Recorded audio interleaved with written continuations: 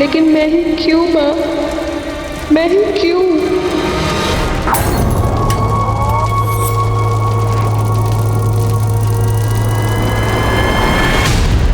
एक शरीर राख हो गया, एक मासूम लड़की की जिंदगी मौत की गिरफ्त में समा गई। साल 2020 ने हमें कई नए मंजर दिखाए हैं और न जाने अभी और क्या क्या देखना बाकी है। लेकिन क्राइम अगेंस्ट वुमेन यानी कि औरतों के खिलाफ होने वाले अपराधों के मंजर आज हमारी जिंदगी में आम से हो गए। कहते हैं कि महाभारत का युद्ध इसलिए हुआ क्योंकि एक महिला की गरिमा को ठेस पहुंचाई गई थी।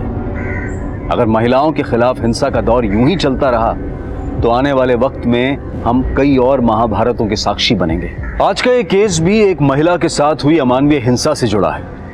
यूपी के कानपुर शहर में घटी ये वारदात कैसे एक नेशनल इशू बनकर उभरी, आइए देखते हैं। कहते हैं प्रतिभा की कोई उम्र नहीं होती। इसी बात को कानपुर के आरपी इंजीनियरिंग कॉलेज के 3 विद्यार्थियों ने साबित कर दिखाया है। इन्होंने यूनिक स्पेस इनोवेशन की राष्ट्रीय प्रतिस्पर्धा के लिए एक थ्योरेटिकल मार्स लैंडर बनाया है। अब ये प्रोजेक्ट स्पेस रिसर्च इंस्टीट्यूट तक भी पहुंच गया है और वहां वैज्ञानिकों के साथ मिलकर ये विद्यार्थी रनिंग मॉडल बनाने पर काम करेंगे। रिमी, तुम इस टीम की लीडर हो, कैसा लग रहा है तुम्हें? बहुत प्राउड फील कर रहे हैं। अक्सर छोटे शहरों के बच्चों को अंडर एस्टिमेट किया जाता है। हम उम्मीद करते हैं कि हमारी ये जीत उन सभी बच्चों को प्रेरणा देगी जो छोटे शहरों से आते हैं। मुकुंद, तुम कुछ कहना चाहोगे? मैम, हमें शक था, मतलब हमें यकीन था कि हमें यकीन। मैडम, मुकुंद कहना चाह रहा है कि हम सब ने बहुत मेहनत की है इस प्रोजेक्ट को बनाने के लिए और हमारी पूरी उम्मीद है कि हम जल्दी मार्स लैंडर का मॉडल एसआरए के सामने प्रेजेंट करेंगे। मुकुंद, माइक देख के तुम ऐसे नर्वस हो गए थे जैसे तुम्हारे सामने किसी ने बंदूक रख दी हो। हाँ, हंस लो, लेकिन अगली बार देखना, अगर माइक के सामने खड़े रहेंगे ऐसा फर्राटेदार जवाब देंगे ना कि तुम भी देखते रह जाओगे। ओके। हाँ, देख लेना।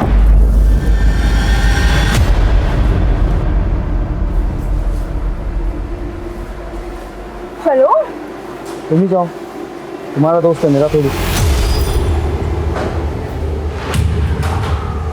हाय। हाय। नहीं, तुम मुकुंद की बात पे ध्यान मत दो। चलो हमारे साथ बाकी करते हैं। हाँ। रिमी, तुम बिल्कुल फिक्र मत करो। कॉलेज में किसी भी प्रकार के भेदभाव के लिए कोई जगह नहीं है। ओके, मैं किसी न किसी प्रोजेक्ट ग्रुप में नईम के लिए जगह बना लूंगा। Thank you sir. रिमी, एक मिनट।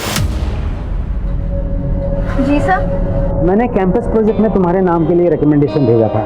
शाम तक कंफर्मेशन आ जाएगी, हो सकता है कल तक गुड न्यूज मिल जाए। Thank you so much sir, हम सच में आपके बिना ये सब कभी नहीं कर पाते। कोई बात नहीं। Thank you.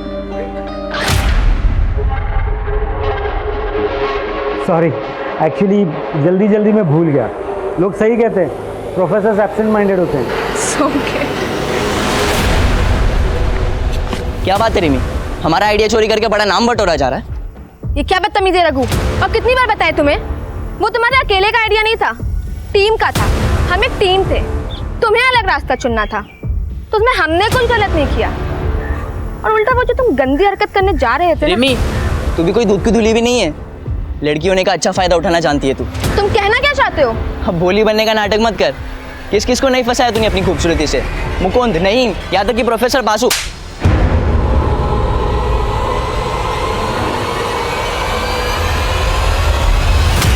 आई नहीं यार अब तक गोविंद। अबे आ जाएगी, सब्र रखो ना थोड़ा। आगे आगे आगे। सही लग रहे हैं? हाँ बिल्कुल, तुम जाओ बात करो। गोविंद का आशीर्वाद है तुम्हारे साथ, आज तुम्हारी सारी गोटियां फिट हो जाएगी। अबे रुको पंकज, गुस्सा देख रहे हो मैडम के नाक पे? आज हमारा क्या, साक्षात गोविंद का भी आशीर्वाद तुम्हारे काम नहीं आएगा। पेशेंस टेस्ट कर लिया यार लड़की ने।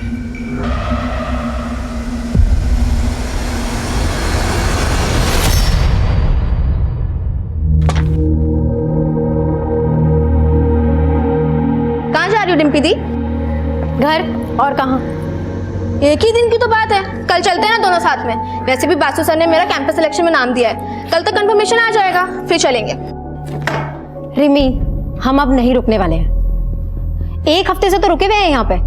पहले बोल रही थी प्रोजेक्ट हो जाने दो, अब कह रही हो कैंपस सिलेक्शन हो जाने दो। अरे तो इसमें हम क्या करें दी, इतने सारे काम हैं।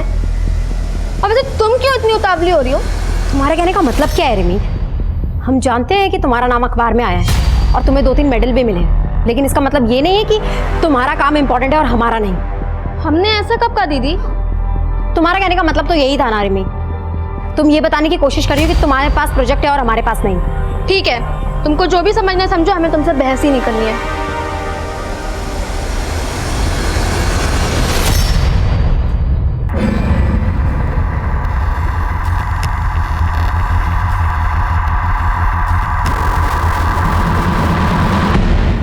बोला था ना, she will not come. Plan successful. See you at 7:30। Bye.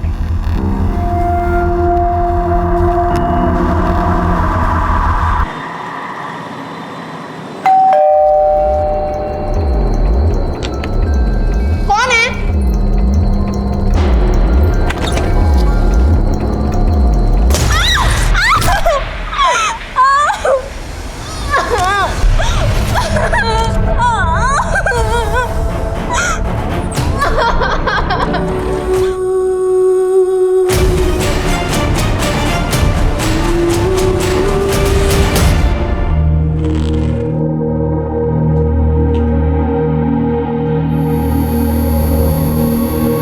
ये क्या है?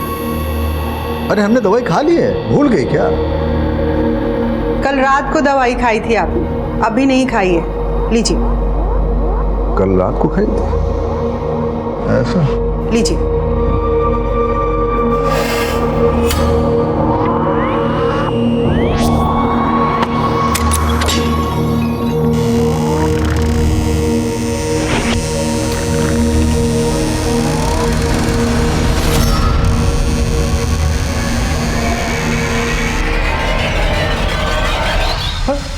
अरे डिम्पी, इतनी रात को बेटा? हाँ माँ, बस लेट हो गई थी, लेकिन आप लोग अभी तक सोए नहीं। हम आपको डिस्टर्ब नहीं करना चाहते थे, इसलिए खुद से चाबी खोल के अंदर आ गए। और रिमी कहाँ है? वो उसे कुछ काम था तो वो कल आएगी। अरे तो तुम भी और एक दिन रुक जाती, कल उसी के साथ आ जाती, उसे क्यों अकेला छोड़ दिया? अच्छा आप चिंता मत करिए, हम फोन करके देखते हैं उसको। रिमी रिमी रिमी, इस घर में तो मेरी किसी को कदर ही नहीं, सिर्फ एक ही बेटी है।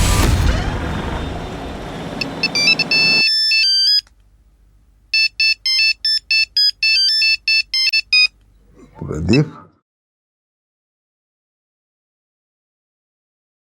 हेलो।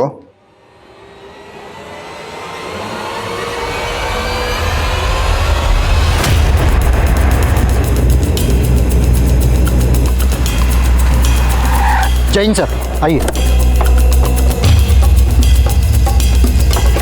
आइए सर। लड़की का नाम रिमी गुप्ता है, उम्र 22 साल, आरके इंजीनियरिंग कॉलेज में पढ़ती थी। लड़की को यहीं पे इस घर में जला के मारा गया है। रिमी अपने बड़ी बहन डिम्पी के साथ यहाँ पे किराए पे रहती थी। फैमिली राजपुर में रहती है, यहाँ पे आने के लिए निकल चुकी है। और सर एक बात है, इसका फोटो अखबार में पिछले हफ्ते आया था, कोई कॉम्पिटिशन जीता था इसने। सर अजीब बात है, रिमी के स्टमक और थाइस के बीच की बॉडी को जलाया गया। कातिल का इसके पीछे मोटिव क्या हो सकता है? मोबाइल भी नहीं मिला। अशोक जी। जी सर। कुछ मिला? नहीं सर, बड़ी अजीब बात है सर, ना ही दरवाजे पे ना ही कहीं और घर पे कहीं एक भी फिंगरप्रिंट नहीं मिला है। किलर बहुत शातिर है। हाँ सर, लगता है बहुत ही सावधानी से उसने सारे फिंगरप्रिंट साफ कर दिए।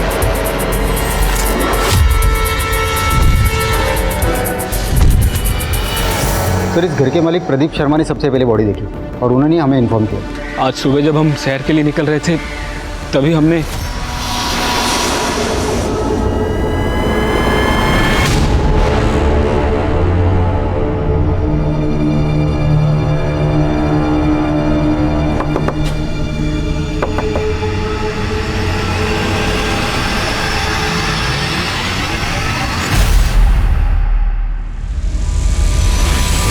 हम कसम से नहीं जानते साहब, किसने किया ये सब। हमारा इसमें कुछ लेना देना नहीं है साहब। घबरा क्यों रहे? घबराता तो गुनहगार है। पुलिस, क्या हुआ यहाँ पे? रिमी कहाँ है? आप आगे मत जाइए, रुकिए। अरे तो आप हमें अंदर क्यों नहीं जाने? हाँ मैं बताता हूँ क्या हुआ, लेकिन आप अंदर नहीं जा सकते। अरे रुकिए, दीजिए ना। रिमी, रिमी, अरे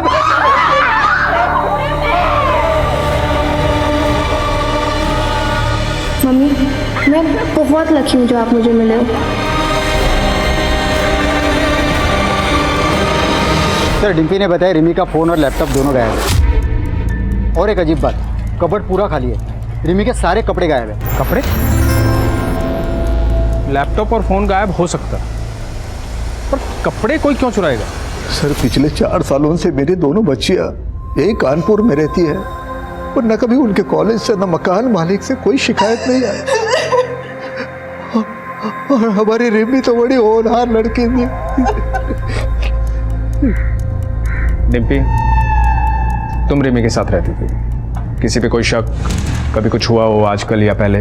हाँ सर, 2 लड़के थे, वो कर सकते हैं ऐसा काम। कौन लड़के?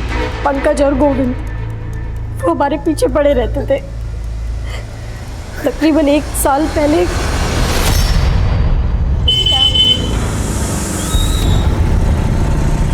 धूप में चलोगी तो ढल जाओगी, चलो हम छोड़ देते हैं। अरे लो, अब तो जगह भी बना दी। दीदी तुम क्यों सुन रही हो उनकी बकवास? रिमी, इन लोगों के मुंह लग के कोई फायदा नहीं है। अरे मुंह लगाओ तो सही, तभी तो पता चलेगा कितना फायदा है। अच्छा, उतारो चप्पल, लगाऊं तेरे मुंह? चुपचाप निकल जाओ यहाँ से, वरना अभी पुलिस को कॉल करती हूँ मैं। निकलो। सॉरी मैडम, हम तो डर गए। अच्छा सुनो, प्लान में चेंज है, मीठी वाली को तुम रखो। पक्का रख ले? बिल्कुल रख लो। हम उन लोगों से इतना परेशान हो गए थे कि हमने वो मोहल्ला छोड़ दिया था, और जब हम यहाँ आए तो वो हमारा पीछा करते करते इस मोहल्ले तक आ गए। कहाँ रहते हैं पंकज और गोविंद, जानती हो? हाँ सर।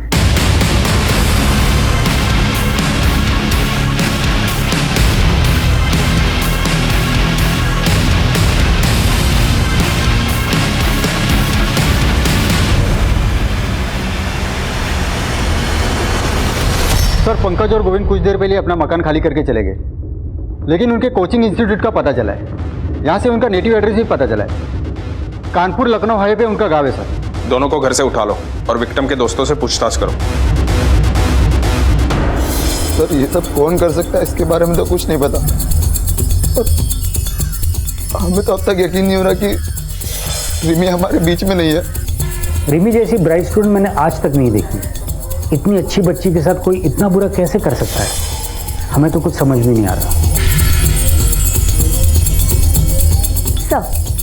सर रिमी गुप्ता का फोन 2 घंटे पहले कुछ देर के लिए ऑन हुआ था, पर सर अजीब बात यह है कि लोकेशन उसी एरिया का है जहां पर वो रहती थी। क्या? एक काम करो, रिमी के फोन को सर्विलांस पर रखो, जो भी इंफॉर्मेशन आए अपडेट करो। Yes sir. सर रिमी की पोस्टमार्टम रिपोर्ट, उसका रेप हुआ था। बॉडी में डीएनए के ट्रेसेस नहीं मिले, लेकिन सर फेफड़ों में कार्बन के ट्रेसेस मिले। यानी रिमी को जब जलाया गया तब वो जिंदा था। और रिपोर्ट के मुताबिक रिमी की हत्या रात को तकरीबन 9 से 11 के बीच हुई।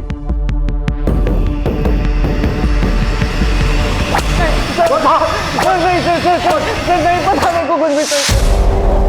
बोलो। सर मेरा उस लड़की से कोई लेना देना नहीं था, वो तो पंकज ही उसके पीछे पड़ा था। वो शाम को उसके घर पे भी गया था। सर आप उसी से पूछ लीजिए। आगे एक सवाल का जवाब नहीं देंगे। हमें यहाँ लाके ठीक नहीं किए, नौकरी जाएगी आपकी और इस हवलदार की भी। चाचा बड़े नेता हैं हमारे, आने दो उनको, वो फटकार मिलेगी, वो फटकार मिलेगी। चाचा और भतीजा नालायक, सच बोल।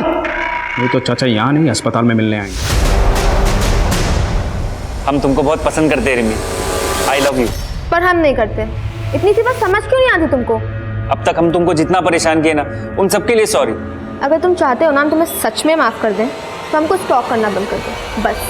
चलो जाओ। इसके बाद हम वहाँ से वापस आ गए, हमें नहीं पता फिर वहाँ क्या हुआ। चाचा के भतीजे।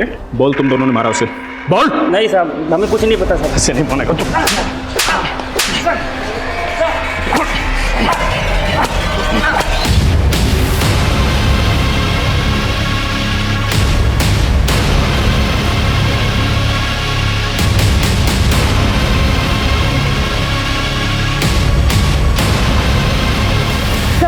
रिमी का फोन फिर से ऑन हुआ है। चल।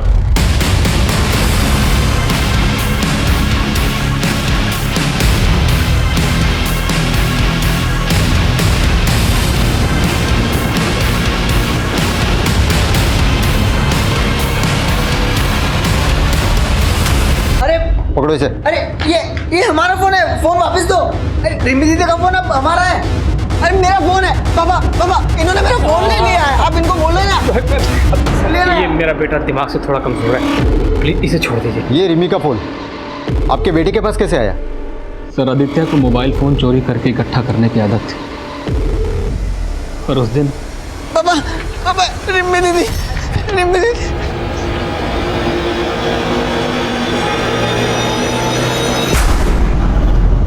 रिम्मी दीदी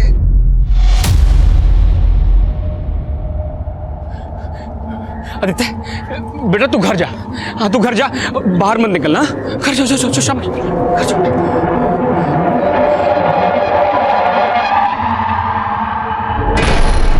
आदित्य आप रिमी को जानते हो? रिम्मी दीदी? हाँ रिमी दीदी। क्या किया आपने उनके साथ?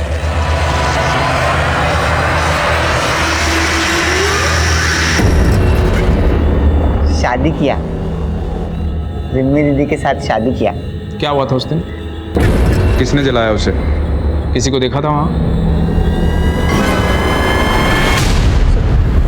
सब जल गया, सब जला दिया। आदित्य देखो। नहीं नहीं नहीं, हाथ मत लगा रहा, हाथ मत लगा रहा, दूर दूर दूर, हाथ मत लगा रहा। बस कीजिए ना सर, देखिए ना हमारे बच्चे की तबीयत खराब हो रही है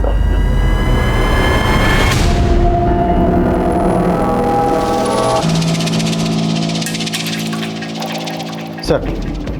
आदित्य के पास हमें जितने भी मोबाइल मिले सब चोरी के थे। उसके पड़ोसी ने बताया कि पिछले 5 सालों में उनके घरों से कई मोबाइल चोरी हो गए। हम ये पता लगाने की कोशिश कर रहे हैं कि कौन सा मोबाइल किसका है। रिमी का फ़ोन अनलॉक हुआ? नहीं सर, हमने IT डिपार्टमेंट को बोला है। सर आदित्य का फ़ोन स्कैन किया हमने, उसमें रिमी और डिम्पी के कई सारे फोटोज और वीडियोज़ है जो चुपके से ली गई है। ये वीडियो रिमी की मौत के 1 दिन पहले का वीडियो है। पापा इतनी जल्दी शादी क्यों करनी है? एक बार डिम्पी दी का ग्रेजुएशन हो जाने दीजिए, उसके बाद शादी की बात कर लीजिएगा। अरे 21वें साल में ग्रेजुएशन हो जाती है सबकी। तेरी दीदी जो है कुछ महीनों में 25 की हो जाएगी, अब तक ग्रेजुएशन नहीं हुआ उसका, और कब तक पढ़ती रहेगी? आपने अपने बयान में लिखवाया था कि आप रिमी से 2 हफ्ते पहले मिले थे। ये वीडियो रिमी की हत्या से 1 दिन पहले का है। मतलब आप कहना क्या चाहते हैं? मतलब आप हम पर शक कर रहे हैं? देखिए हम भी पुलिस में थे, आपको ये कहना कि हम ही ने हमारी बेटी को, देखिए हम 2 हफ्ते पहले मिले थे रिमी से। झूठ मत बोलिए इंद्रजीत जी, सबूत है हमारे पास। क्या सबूत है? ये क्या सबूत दिखा रहे हैं?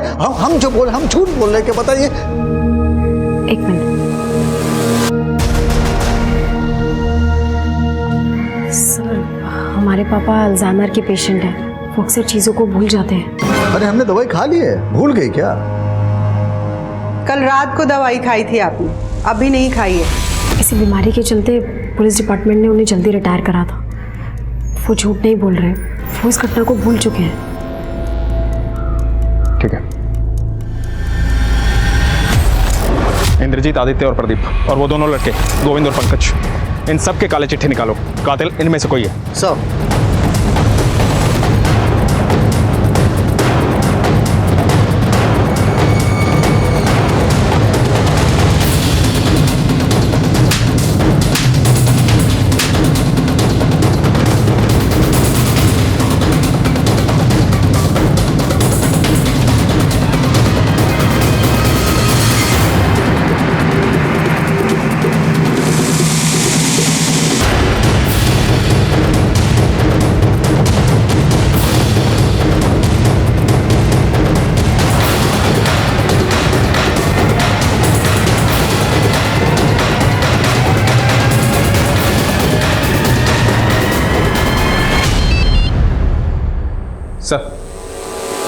सर हम कोशिश कर रहे हैं सर। क्या हुआ सर? छुट्टी पे जा रहा हूं। 6 महीने तक रिमी गुप्ता का केस अखबारों की सुर्खियां बटोरता रहा, लेकिन पुलिस कातिल तक नहीं पहुंच पाई। अब पुलिस की क्षमता पर सवाल उठने लगे थे। हालात की गंभीरता को देखते हुए सीनियर ऑफिसर्स ने इस केस को एक स्पेशल इन्वेस्टिगेटिंग डिपार्टमेंट को सौंपने का फैसला लिया। पहली टीम के मुताबिक रिमी घर में अकेली थी और उसके सर पर किसी ने बियर की बोतल से हमला किया। अगर ये केस हमें पहले ही मिल जाता तो शायद कुछ हाथ भी लगता। अभी तो वक्त भी बहुत हो चुका है सर। आई थिंक कोई भी कॉन्क्लूसिव एविडेंस मिलना बहुत मुश्किल होगा। हाँ ना धीरज, 6 महीने गुजर चुके हैं और हमारे सामने सस्पेक्ट की लंबी लिस्ट है। काम मुश्किल ज़रूर है पर नामुमकिन है। सर रिमी के पिता खुद एक रिटायर्ड पुलिस ऑफिसर और सस्पेक्ट लिस्ट में है। आपको क्या लगता है सर, क्या एक पिता अपनी बेटी को? हमने ऐसे कितने केसेस देखे हैं जहाँ पे रिश्तों की मर्यादा को लांघा गया है।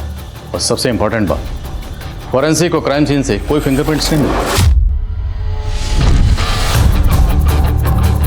मतलब कातिल जो भी है वो हमारी तहकीकात के तरीकों से अच्छी तरह से वाकिफ है, तो मुमकिन है कातिल पुलिस वाला। और सर दूसरा सस्पेक्ट आदित्य गुप्ता, मकान मालिक प्रदीप का बेटा।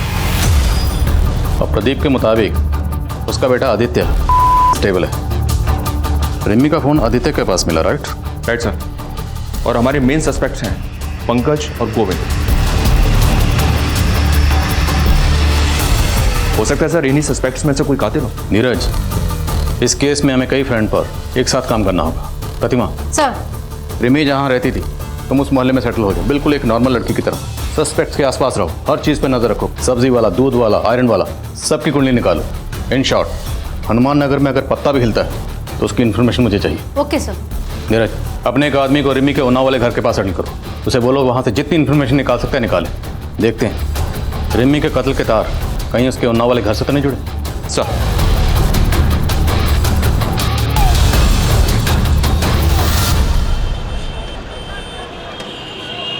एक पिता अपनी बेटी को सपनों की ऊंची उड़ान उड़ता हुआ देखना चाहता था, लेकिन आज उसकी तस्वीर के सामने बेबस और लाचार खड़ा हुआ है। कभी खुद पुलिस डिपार्टमेंट का हिस्सा रहे इंद्रजीत गुप्ता आज अपनी बेटी को ही न्याय दिलाने के लिए दर दर भटक रहे हैं।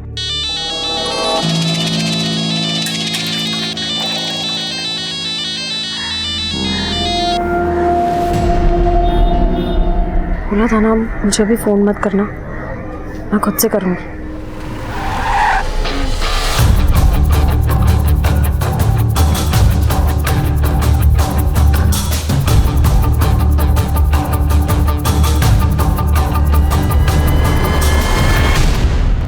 सर हम कौन सी नई बात बताए अब आपको? जो कुछ भी हमें मालूम था सब तो बता दिया। फिर भी कोई ऐसी बात जो आप लोग बताना भूल गए हो? कुछ भी, कोई भी छोटी बड़ी बात रिमी से जुड़ी हुई? सर, आदित्य हमारे लैंडलॉर्ड का बेटा अक्सर अजीब हरकतें किया करता था। पहले हमने इस बारे में कभी ध्यान से सोचा नहीं, लेकिन अब सोचते हैं तो लगता है कि अब क्या लगता है? ऐसा लगता है कि रिमी के लिए उसके अंदर एक जुनून और एक दीवानापन था। अरे डिम्पी, तू कब आई कॉलेज से? रिमी कहाँ है? ये लोग कौन? हमारे पापा अल्जाइमर के पेशेंट हैं, वो अक्सर चीज़ों को भूल जाते हैं।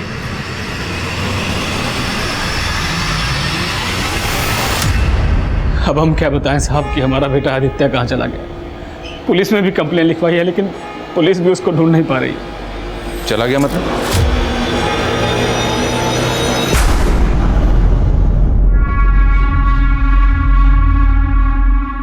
आदित्य बेटा यहाँ कहाँ बैठा है?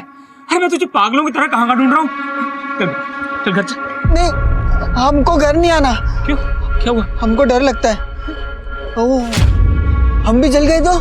नहीं, हम भी आएंगे। नहीं नहीं नहीं नहीं, नहीं कुछ नहीं, मैं हूं ना, मैं हूं। चल, चल, नहीं कुछ नहीं, नहीं, नहीं, हमको नहीं आना, हमको घर नहीं आना। नहीं नहीं, हमको घर नहीं आना। नहीं आदित्य, पता नहीं साहब, पूरा 1 महीना हो गया, पता नहीं किस हालत में होगा मेरा बच्चा।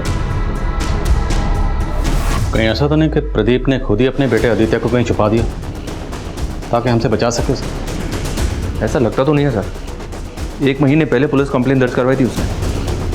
आदित्य के पीछे खबरें को लगाओ। जी सर, मैंने इंद्रजीत की फैमिली के सभी मेंबर्स की कॉल डिटेल्स निकालने के लिए भी कह दिया। हो सकता है सर कोई पारिवारिक दुश्मनी का मामला हो, जवान लड़की थी, कोई प्यार व्यार का चक्कर हो।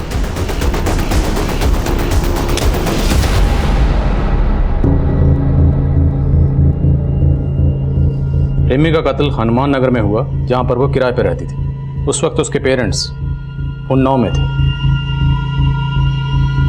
रिमी एक कॉलेज स्टूडेंट थी और आजकल के बच्चे अपनी पर्सनल बातें अपने फैमिली मेम्बर्स की बजाय अपने फ्रेंड से ज़्यादा शेयर करते हैं। लेकिन पिछली टीम ने ना तो रिमी के किसी दोस्त के बारे में, ना टीचर के बारे में और ना ही कॉलेज के बारे में कोई इन्फॉर्मेशन नहीं दी। और मुझे लगता है कि तहकीकात का सबसे बड़ा लूप होल यही है।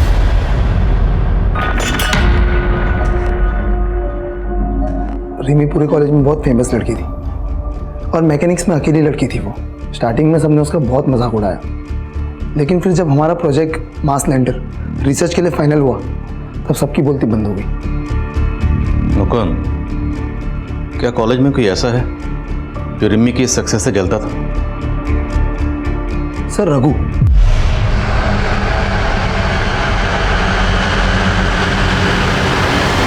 रघु रिमी से बहुत नाराज था। पहले वो भी हमारी टीम में था। मुकुंद, रघु हमें धोखा दे रहा है। उसने प्रोजेक्ट सबमिट भी कर दिया लेकिन हमारा नाम ही नहीं दिया है। व्हाट? हाँ सर, हमने तुरंत एचओडी को कंप्लेंट कर दी। फिर उसके बाद हमारे मेल्स और रिसर्च दिखाए उनको। टीचर्स ने तो हमारे ग्रुप से निकाला और फिर सस्पेंड कर दिया। सर, रघु काफ़ी गुस्से लड़का है। जब हमारी टीम को फर्स्ट प्राइज मिला वो भौंकला गया और उसने रिमी को धमकी भी दी। इसका बदला हम जरूर लेंगे। बहुत जले, अब तुमको भी जलाएंगे। पहले तुम्हारे गुरूर को तोड़ेंगे और फिर तुम्हें। तो ये बात तुमने पुलिस को क्यों नहीं बताई?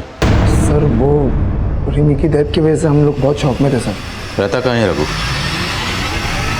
माना कि हम रिमी से गुस्सा थे, हमने उसे धमकाया भी था, लेकिन हमारा यकीन कीजिए सर, हमने रिमी को नहीं मारा। सिर्फ धमकाया। हम भी तड़पे हैं, अब तुमको भी तड़पाएंगे। नहीं सर, हमने रिमी को नहीं मारा है सर, हमारा यकीन कीजिए सर, हमने रिमी को नहीं मारा है, नहीं मारा है सर हमने। एक इन्फॉर्मेशन मिली है सर, ये रिमी की बड़ी बहन डिम्पी कुछ तो गड़बड़ कर रही है। सुना है सर कि इन दोनों बहनों के बीच काफ़ी अनबन रहती थी। मोहल्ले वालों ने बताया कि जिस रात रिमी का मर्डर हुआ था उस रात ये रिमी के घर को छोड़कर अपने घर चली आई थी और इसको छोड़ने के लिए कोई लड़का आया था। डिम्पी को छोड़ने को लड़का आया था? ये खबर पक्की है? जी सर, मैंने 2-3 पड़ोसी से कंफर्म किया है। उनका कहना है कि उन्होंने खुद अपनी आंखों से देखा था।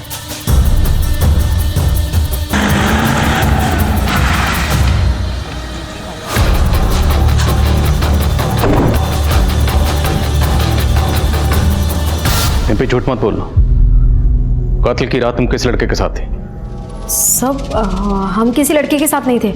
हम तो सीधा कानपुर से बस लेके अपने घर आए हैं। लगता है तुम्हें भी अपने पापा की तरह भूलने की आदत हो गई। लेकिन एक बात याद रखना, जितना ज्यादा झूठ बोलोगी उतना ज्यादा फंसोगी। सर, हम उस रात अपने बॉयफ्रेंड नील के साथ थे। कानपुर से कितने बजे निकले? शाम को 7 बजे। घर कितने बजे पहुंचे? करीबन 12 बजे। हमारी बहन रिमी का कत्ल हुआ 9 से 11 के बीच। इस बीच कहाँ थे? वो नील का जन्मदिन था, हम उसी के साथ थे। सर, उस रात हमारा जन्मदिन था, तो मैंने और डिम्पी ने डिसाइड किया कि हम दोनों मेरे घर पर कुछ टाइम स्पेंड करेंगे और उसके बाद मैं अपनी गाड़ी से डिम्पी को उसके घर उन्नाव छोड़ दूंगा। इस नील के कॉल रिकॉर्ड्स निकलो, देखते हैं इसकी बात में कितनी सच्चाई है। सर, क्या आपको लगता है कि रिमी की मौत की जिम्मेदार उसकी बहन डिम्पी है? खून के रिश्ते कितने भी गहरे क्यों ना हो, लेकिन नफरत और जलन की आग किसी भी रिश्ते को जलाकर खाक कर देती। डिम्पी ने हमारे सामने आदित्य का नाम लिया। हो सकता है उसने खुद से और अपने बॉयफ्रेंड नील से ध्यान हटाने के लिए किया। तो रिमी की मौत की वजह डिम्पी की जलन है, बात कुछ और है। पंकज और गोविंद पिछली टीम के ये प्राइम सस्पेक्ट थे, लेकिन इन दोनों का नाम भी डिम्पी ने लिया था। उठाओ इन दोनों को। तुम्हारी वजह से मैं यहाँ बार बार लाया जा रहा है। हमें भी पता है तुम हमें दोस्त दोस्त बोल कर ना हमारे आगे पीछे काहे घूमते हो, समझे? अब ज्यादा जबान चलाई ना तो उखाड़ के जेब में डाल देंगे। क्या बोले बे? क्या करोगे बे? अबे, एक तो गलती तुम करो, सदा हम भुगते हैं। हाँ, सब तुम्हारी।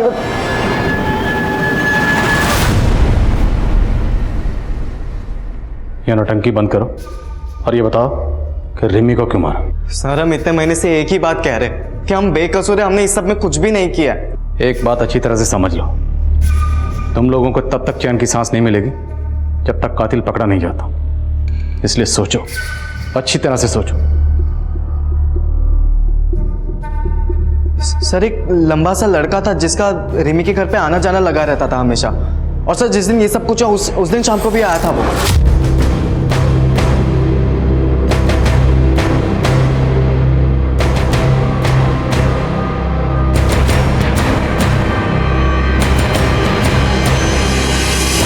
कौन था वो लड़का?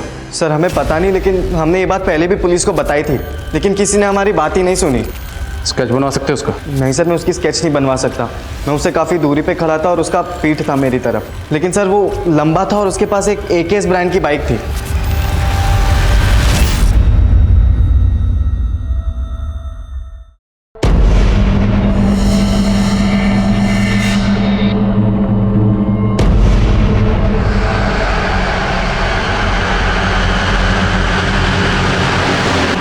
संदिग्धों की लंबी लिस्ट में एक और व्यक्ति शामिल हो गया था, जिसका ना तो कोई नाम था और ना ही कोई चेहरा, लेकिन पुलिस पूरी शिद्दत के साथ हर नए उभरते एंगल को टटोल रही थी। एक तरफ पुलिस एक एक कड़ी जोड़ रही थी और वहीं दूसरी तरफ रिमी के परिवार वाले धीरे धीरे अंदर ही अंदर टूटते जा रहे थे। पापा, थोड़ा सा खाना खा लीजिए। नहीं खाना है हमें। तुम अगर रिमी को अकेला नहीं छोड़ के आती तो आज ये सब कुछ नहीं होता, लेकिन इसे आके उस लड़के के साथ आवारागर्दी जो करनी थी, छोड़ा ये हमारी रिमी को अकेला। इसी की वजह से हुआ है सब कुछ, इसी की वजह से। और खाना खिला रही है हमें।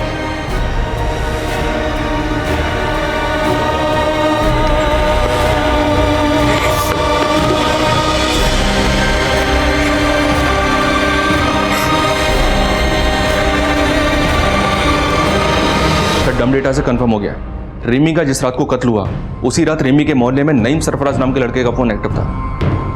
नईम सरफराज ये रिमी का दोस्त है ना?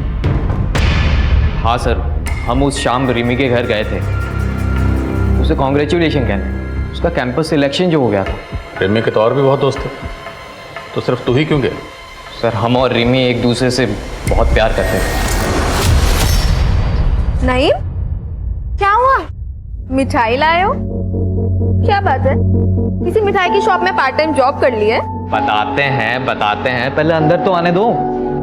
अरे अब बताओ भी। सबसे पहले तो ये मुंह मीठा करो। तो केविन, बात ये है, जो हमारी मोहतरमा है मिस रिमी गुप्ता, उनका कैंपस सिलेक्शन हो गया है, वो भी एक मल्टीनेशनल कार मैन्युफैक्चरिंग कंपनी में। क्या? Oh my God, I'm so happy.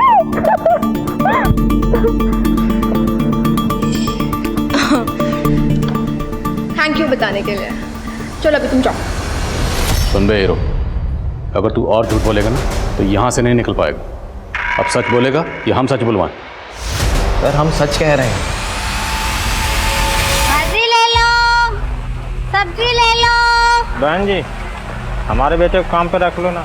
नहीं नहीं, अब मुझे किसी भी काम की जरूरत नहीं है। रख लो बहन जी, पैसे की बहुत जरूरी है। सब ऐसे ही बोलते हैं। मेरे सामने बैठ के रोता था राजू, देखो क्या हुआ, 2 महीने का एडवांस लेकर भाग गया। अरे सीता दीदी, तुम्हें भी कोई बेवकूफ़ बना सकता है? ये बात मैं नहीं मान सकती। मैं भी ऐसा ही सोचती थी कि मुझे कोई नहीं बना सकता है, पर ये राजू बड़ा ही चालाक निकला। कौन है ये महान हस्ती? जरा मुझे भी दर्शन कराओ उस राजू के। अरे 8-10 महीने पहले रहने आती ना, तो उस कमीने राजू के दर्शन करा देती मैं तुमको। मतलब 8-10 महीने पहले वो भाग गया? नहीं नहीं, ये कोई 6-7 महीने पहले चला गया था। बड़ा ही लड़कीबाज था।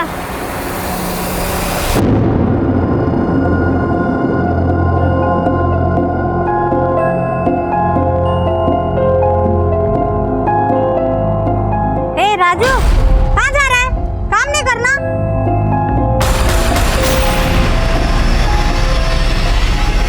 भले ही दावे के साथ कुछ नहीं कहा जा सकता, लेकिन धीरज, फिर भी इस लीड को इग्नोर नहीं कर सकते।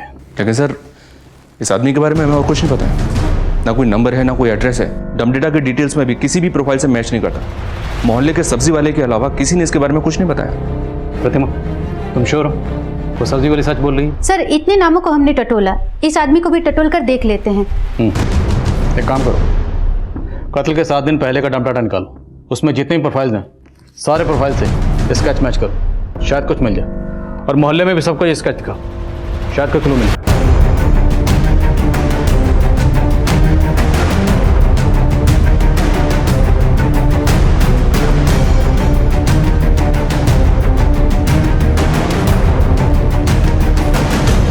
सर, राजू से मिलता जुलता एक आदमी मुंबई के सीसीटीवी में चोरी करता हुआ कैप्चर हुआ है।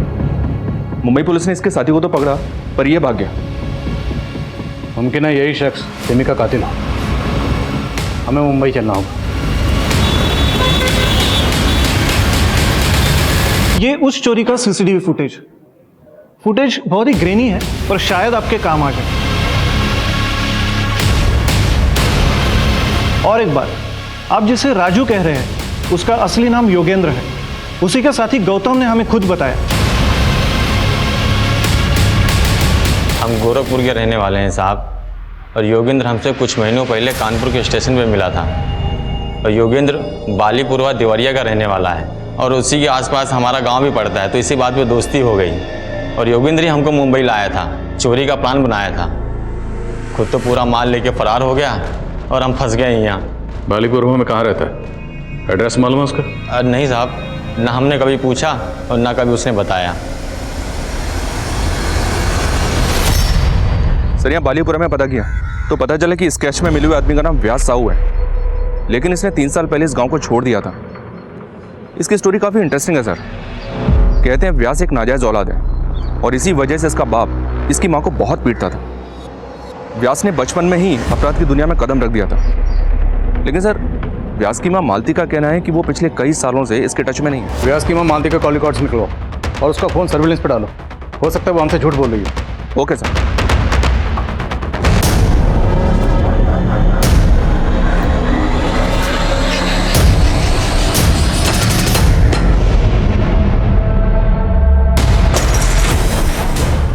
सर, व्यास की माँ मालती को लखनऊ से एक नंबर से 3 बार कॉल आया है। ये खबर पढ़ो। 2 दिन पहले लखनऊ में स्वाति नाम की लड़की का रेप किया गया। यानी कि योगेंद्र उर्फ राजू उर्फ व्यास शायद इस वक्त लखनऊ में? करेक्ट। लखनऊ पुलिस से कांटेक्ट करो, इससे पहले वो वहाँ से फरार हो। हमें से पकड़ना। सर, जिस नंबर से व्यास की माँ को कॉल आ रहे थे वो आपके एरिया में ही एक्टिव है। व्यास साहू आपके आसपास ही है।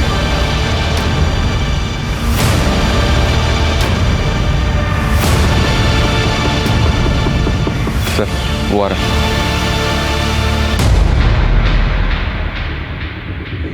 रुक, इधर आ। अरे आना। रुक।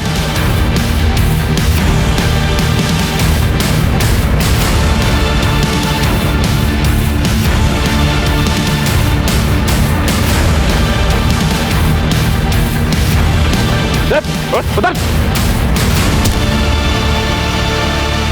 राजू उर्फ योगेंद्र उर्फ व्यास साहू, बहुत शौक है ना तुझे लोगों को तड़पाने का। अब तू तड़पेगा।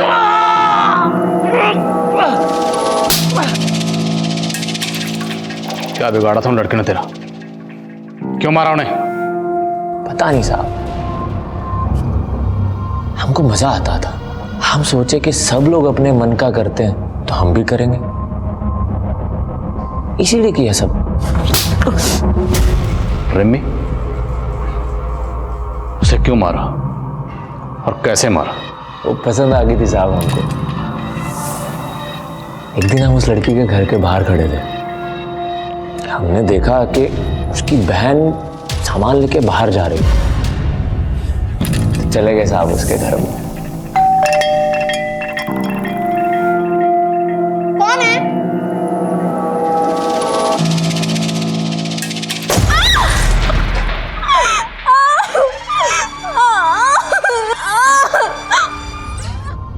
तो हम कुछ दिन के बाद की ट्रेन पकड़ के मुंबई पहुंच गए।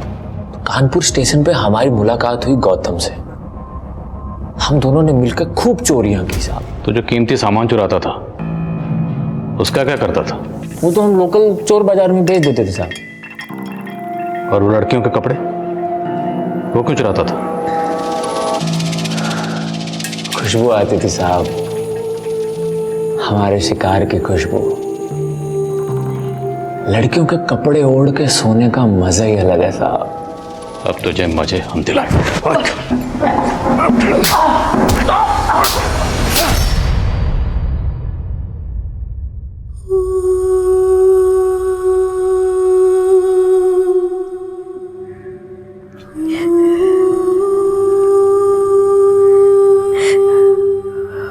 माफ कर दीजिए पापा।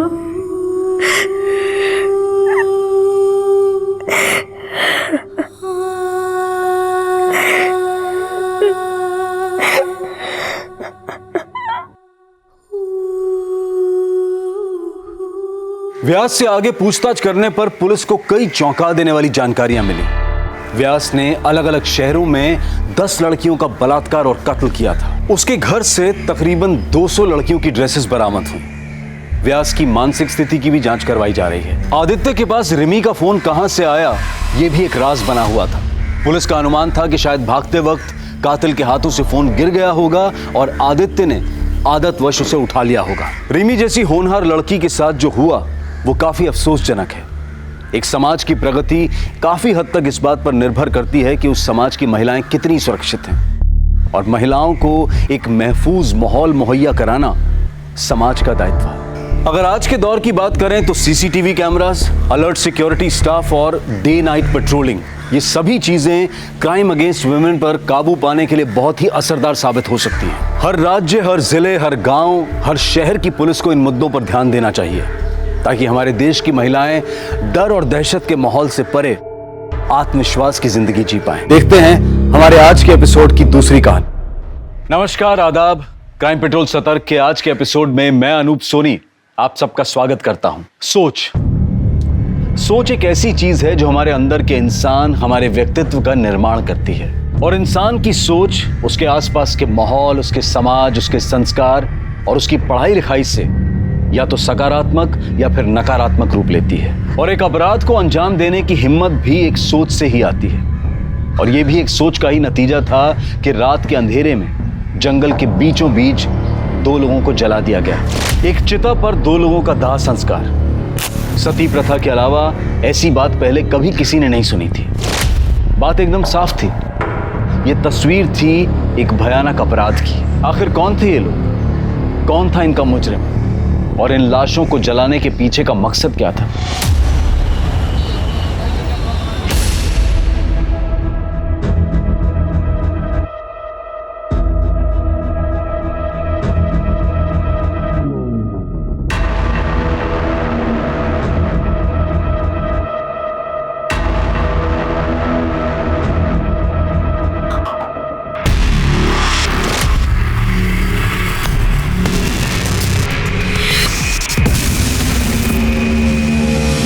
सर, ये मेरी बेटी प्रियंका कल रात से घर से गायब है, अब तक नहीं लौटी।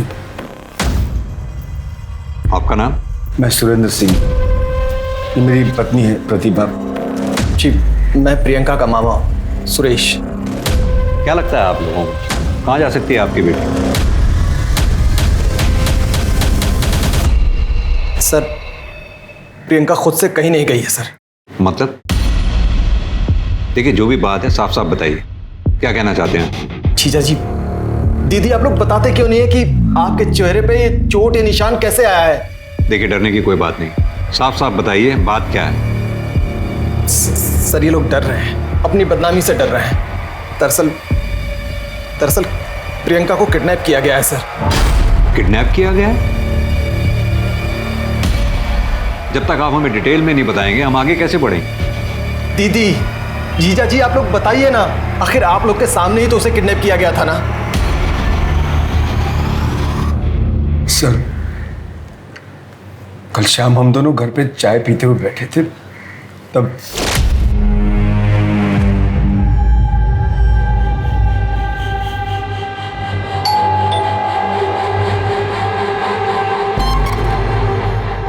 कौन हो तुम? अरे प्रियंका कहाँ है? तुम्हारी हिम्मत कैसे हुई यहाँ आने की? चल जाओ यहाँ से। उसकी शादी होने वाली है, मुझे पता है तुम प्रवीण हो। छोड़ दो उसे। इस जन्म में तो क्या, अगले 10 जन्म तक वो मेरी है। रवि, बाबा उठ उठ उठ। बाबा सही कहते थे, तुम बिल्कुल मेरे लायक नहीं हो। निकल जाओ मेरे घर से। मैं अभी पुलिस को फोन। हम रात भर उसी हालत में पड़े रहे। सर, रात को मैंने दीदी और जीजा जी दोनों को फोन लगाया, दोनों लोग का नंबर स्विच ऑफ आ रहा था। प्रियंका को फोन किया, उसका भी नंबर स्विच ऑफ आ रहा था। मैं सुबह सुबह जल्दी जल्दी घर गया तो मैंने देखा कि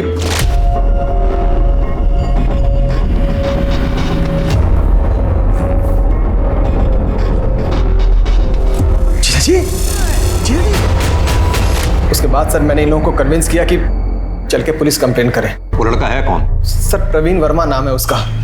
सर सोशल मीडिया पर उसकी फोटो है सर, ये।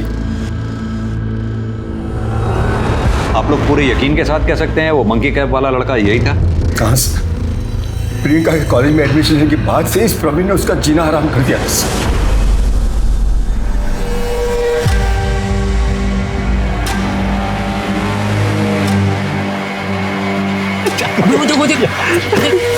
एडमिशन है, चल इसकी रैगिंग लेते हैं। ये चिरकुट चल पीछे, तू जाएगा रैगिंग लेने?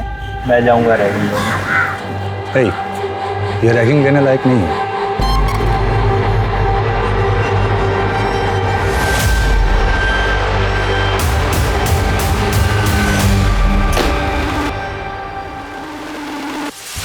नाम क्या है तुम्हारा? नाम? प्रियंका सिंह। ए सब लोग सुनो रे, इधर इधर आओ, ये रहो, इधर आ, फोन कट, इधर आ। अरे इधर आओ ना, शर्माओ मत, मैं मिलवा रहा हूं सबसे। ये प्रियंका सिंह हैं, तुम्हारे भाई प्रवीण वर्मा की गर्लफ्रेंड। पहले तो इस लड़के ने जबरदस्ती मेरी बेटी को अपनी गर्लफ्रेंड बनाया और फिर धीरे धीरे उससे अपने झूठे प्यार में फंसा लिया सर। प्रियंका, तुमसे मैं अभी जो भी कहूं उस बात को बहुत ही सीरियसली लेना।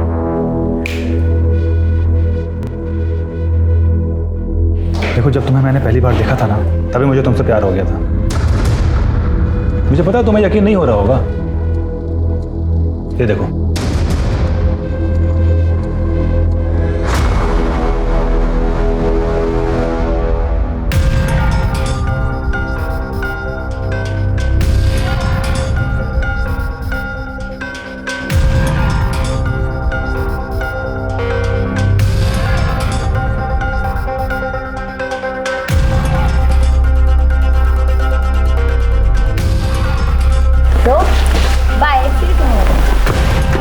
प्रियंका,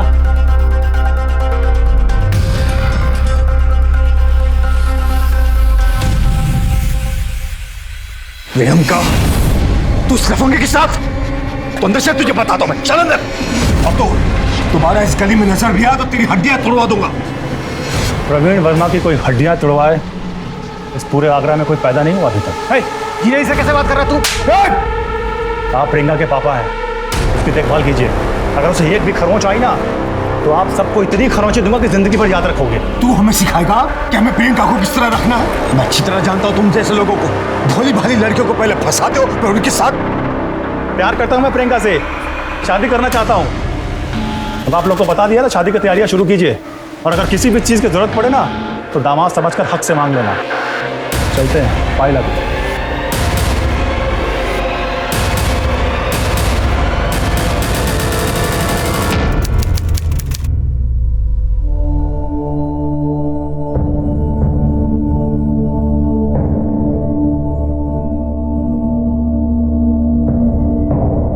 तुम्हें क्या लगता है बेटा, हम तुम्हारे दुश्मन हैं? पूछ लो अपनी माँ और मामा से बेटा। अगर इस दुनिया में हमें किसी की सबसे ज्यादा फिक्र है तो वो तुम्हारी है। अगर आपको मेरी इतनी फिक्र है तो मेरी शादी प्रवीण से करवा दो। कैसे करवा दूं प्रियंका? वो लड़का तुम्हारे लिए ठीक नहीं है। और तुम्हें क्या लगता है मैंने उसके बारे में पता नहीं किया? तुम चलो मेरे साथ, तुम्हें भी उस बदमाश प्रवीण की सच्चाई पता चल जाएगी। आओ मेरे साथ, चलो अभी बता दो। चलो, इसे पहचानती हो ना? हाँ, ये तो मेरी कॉलेज का है, सुधीर। सुधीर, जो कुछ तुमने मुझे प्रवीण के बारे में बताया था, ये से बताओ। अंकल, मैं बता तो दूंगा, लेकिन मेरा नाम नहीं आने से। नहीं आएगा बेटा, डरो मत, बताओ इसे। प्रियंका, प्रवीण बहुत गंदा लड़का है, उसका 3-4 लड़कियों के साथ हमेशा अफेयर रहता है। नहीं मान रही हो तुम? सुधीर, इसे वो फोटो बताओ जो तुमने मुझे दिखाई थी।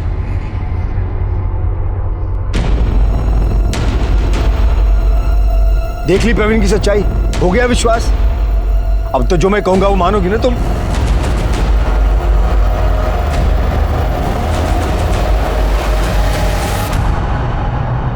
कृष्णा, बैठे रहो, वो खोलो। देखो भाई, एंगेजमेंट तो हमें बहुत जल्दबाजी में करनी पड़ी, तैयारी करने का, सजावट करने का मौका ही नहीं मिला। पर तुम लोग की शादी हम लोग धूमधाम से करेंगे। बिल्कुल कृष्ण बेटा, शादी की सारी जिम्मेदारी हमारी। एक काम करो ना, आज से ठीक 1 हफ्ते बाद अपने परिवार और दोस्तों को लेकर अग्रसेन हॉल्स ठीक 8 बजे पहुंच जाना, ठीक है? जी। प्रियंका के एंगेजमेंट के बाद हम सब बहुत रिलैक्स थे सर। हमने तो शादी की तैयारियां भी शुरू कर दी थी, लेकिन 3 दिन बाद ही वो बदमाश प्रवीण मेरी बेटी को किडनैप करके चला गया। आप लोगों ने प्रवीण के घर पे चेक किया? हमें उसका घर नहीं मालूम सर। कोई कांटेक्ट नंबर, कोई मोबाइल नंबर कुछ तो होगा आप लोगों के पास? नहीं पता सर। मैंने उसके दोस्त लोकेश और सतीश से भी पूछा, उन्होंने कहा कि प्रवीण ने घर बदल दिया है और उसका फ़ोन भी बंद मिल रहा है। आप एक काम कीजिए, अपनी सारी डिटेल्स प्रियंका के बारे में और अपने बारे में इन्हें दे दीजिए। और हाँ, अगर किडनैपर का कोई कॉल आता है तो हमें तुरंत बताइएगा। प्रियंका को हम जल्द से जल्द ढूंढने की कोशिश करेंगे। Thank you sir. सबसे पहले इस प्रवीण वर्मा के बारे में पता करो। प्रवीण वर्मा, प्रियंका सिंह, दोनों के फोटोग्राफ हाईवे पुलिस और आसपास के पुलिस स्टेशन में सर्कुलेट करा दो और अपने खबरी नेटवर्क को भी एक्टिवेट करो। सर मुझे लगता है कि ये प्रवीण वर्मा अपने घर में ही छुपा हो। तो इसका घर का पता कॉलेज में जरूर होगा।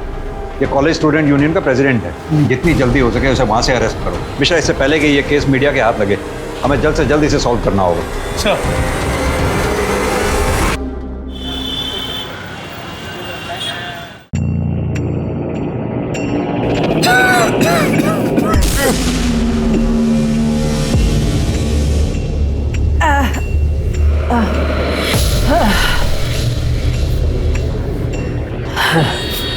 बेटा तुम जाओ, मैं तुमको कॉल करता हूँ। जरा सुनी बाबू खाली हो गए क्या? माँ जी वो तो कब का चले गए। चले गए?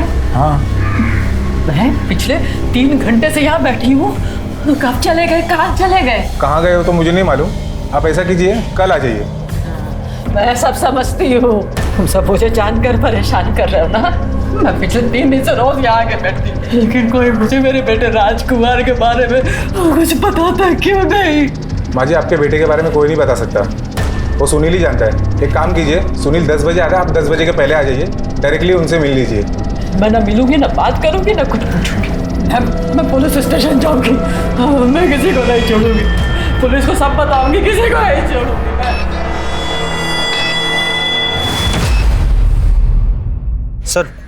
सर ये रहा प्रवीण का नया एड्रेस। एक बात बताओ, ये प्रवीण प्रियंका को किडनैप कर सकता है? बिल्कुल कर सकता है सर। वो प्रियंका को पाने के लिए कुछ भी कर सकता है। वो प्रियंका से बहुत प्यार करता है सर। इस प्रवीण का प्रियंका के अलावा किसी और के साथ कोई चक्कर, कोई अफेयर? सर प्रियंका के मिलने के पहले प्रवीण अलग ही लड़का था, बहुत सारे अफेयर्स थे उसके।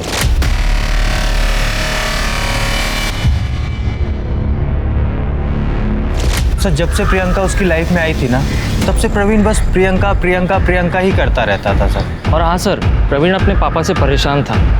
उसका और प्रियंका का मिलना जुलना उसके पापा को पसंद नहीं था। कड़वा होता है। अरे शक्कर मिला इसमें। ठीक है, कुछ नहीं होता। एक बार में हाँ। हमारे ग्रुप में शामिल हो गई है अब। बहुत बस डांस करते हैं। म्यूजिक एक मिनट लगाता हूँ। आजा स्पीकर रखा था नहीं यहाँ पे, कहाँ गया? हाँ थोड़ा रोमांटिक।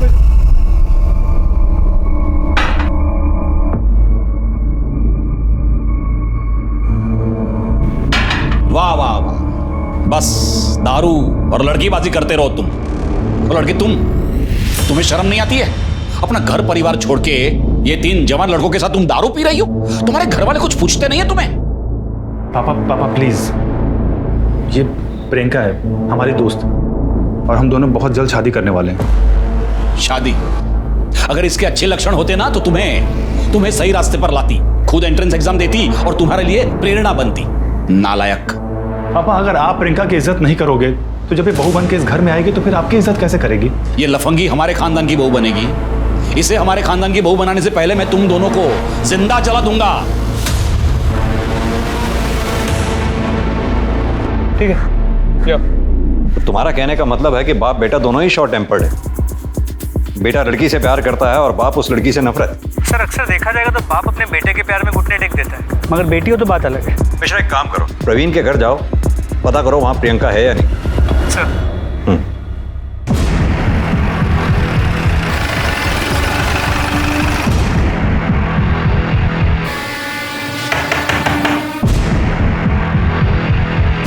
प्रवीण वर्मा? हाँ वो मेरा बेटा है। क्यों? कहाँ छुपा के रखा है उसे? सिंह घर की तलाशी लो। रुकिए सर, मेरी बात सुनिए सर, क्या हुआ क्या है? लेकिन उसने प्रियंका सिंह को किडनैप किया है। क्या बात कर रहे हैं सर? कल रात 10 बजे से वो खुद गायब है। गायब नहीं, फरार है, वो भी प्रियंका सिंह को साथ लेकर। फरार?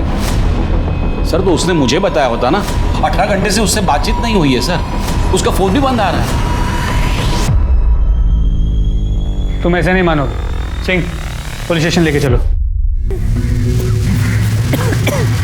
माजी माजी माजी, रुकिए रुकिए, कहाँ जा रही हैं? मैं सुनील प्रसाद। माफ कीजिए, मेरे आदमी ने आपको परेशान किया। मेरे बेटा और राज को। मैं सब बताता हूँ, बैठिए मेरे साथ, चलिए मेरे साथ, बैठिए।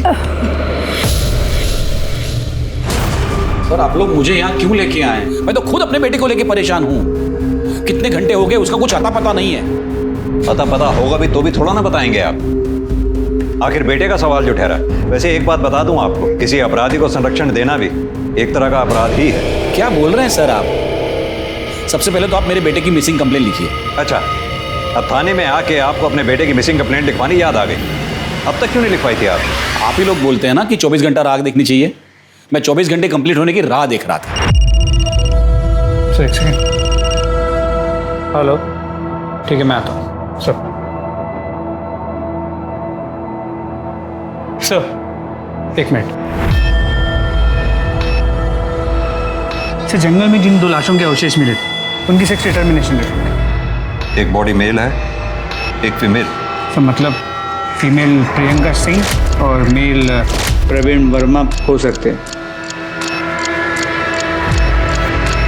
दीपेंद्र जी, आज सुबह जंगल से हमें 2 जली हुई लाशों के अवशेष मिले हैं, जिसमें एक मेल है, एक फीमेल। हमें शक है कि वो प्रियंका और प्रवीण की बॉडी थी। क्या बात कर रहे हैं सर आप ये कहना चाहते हैं कि प्रियंका को और मेरे बेटे को मारकर किसी ने जला दिया? किसी ने नहीं, आपने। क्योंकि आपको प्रियंका पसंद नहीं थी। पसंद नहीं थी तो क्या हुआ सर? मैं उसे मार डालूंगा सर, मैं अपने बेटे को मार डालूंगा। क्या अनाप शनाप बक रहे हैं सर आप? अनाप शनाप नहीं, बात बड़ी सिंपल है। जब आपका बेटा प्रवीण प्रियंका को अगवा करके घर लेके आया, अपने बेटे के गायब होने का नाटक कर रहे हैं। कल रात कहाँ थे आप? घर पर था। आप जंगल में नहीं गए थे? नहीं, गया था, लेकिन किसी ने मुझे करीबन 3 बजे फोन करके वहां बुलाया था। हेलो दीपेंद्र वर्मा, तुम्हारी जान बसती है तुम्हारे बेटे प्रवीण वर्मा में, और उसकी जान बसती है प्रियंका सिंह में। सही कहा ना मैंने? कौन बोल रहा है? क्या चाहते क्या हो तुम? मेरी बात ध्यान से सुनो और चुपचाप सिकंदरा के जंगल में आ जाओ, वहीं सब पता चल जाएगा तुम्हें। हेलो हेलो,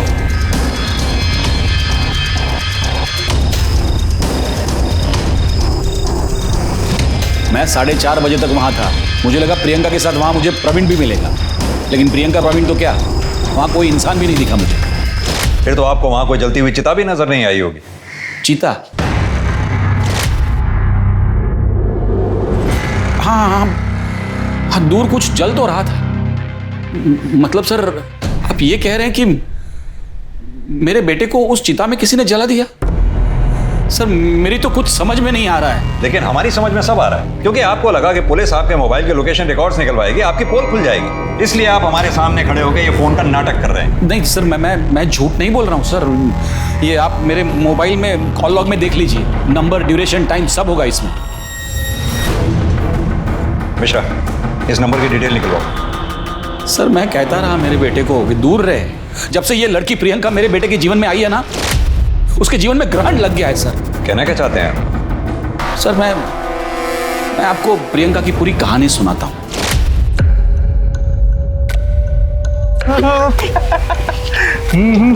चला था ना, यही था उसमें। उसके बाद फिर क्या बोलता है वो कुछ बोलता है ना, क्या था उसका? तुम प्रवीण वर्मा हो? हाँ जी। स्टूडेंट यूनियन के प्रेसिडेंट हो? हाँ, कुछ काम था आपको? वो क्या है ना, मुझे बाहर कुछ सीनियर्स मिल गए थे और उन्होंने चैलेंज दिया था तुमको किस करने का। बाय। क्या कर रही थी? लाइव बन गई तो। आपके कॉलेज में रैगिंग होती है प्रिंसिपल साहब, और रैगिंग में स्टूडेंट यूनियन के प्रेसिडेंट को किस करने को कहा जाता है? आप ही बताइए, ऐसे माहौल में मेरी बेटी सेफ कैसे रह सकती है? ये क्या हो रहा है? प्रवीण सच सच बताओ कि ये सच है? I am sorry sir. मैं मानता हूँ मेरी गलती है, लेकिन सर मैं इसके लिए अंकल से और प्रियंका से माफी मांग चुका हूँ। माफी मांगने से क्या होगा? मुझे एक्शन चाहिए सर। अब अभी कभी इस लड़के को 7 दिन के लिए सस्पेंड कर दीजिए, वरना मैं प्रेस में जाऊंगा सर। आप जानते नहीं आगरा शहर में मेरी कितनी पहचान। सिंह साहब आप शांत हो जाइए, मैं एक्शन लेता हूँ। प्रवीण, तुम्हें 3 दिन के लिए सस्पेंड किया जाता है। लेकिन सर मैं तो इसके लिए माफी मांग। बस, मुझे कुछ नहीं सुनना, जा सकते हो तुम।